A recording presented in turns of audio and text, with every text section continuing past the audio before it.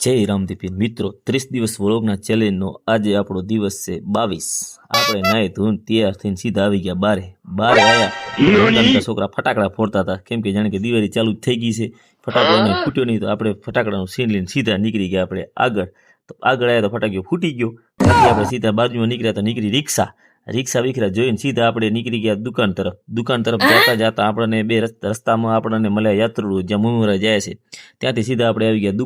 દુકાને આવ્યા તો આપણને ભાઈ ભણતા ત્યારે જ્યારે ગીલાનો સકડો ગીલાનો હતો ભાઈઓ સકડો આપણને યાદ આવી ગયો સકડાનું સીન લેતા હતા તો થોડીક વારથી સકડાવાળા ભાઈ આવ્યા સકડાવાળા ભાઈ કે મારું એ સીન લ્યો તો આપણે સકડાવાળા ભાઈનું સીન લઈ લીધું અને સકડાને આપણે જવા દીધો સકડાને જોઈને સીધા આપણે આવી ગયા ગલીમાં તો આજે આપણને જૂના સ્ટાર મળી ગયા અશોકભાઈઓ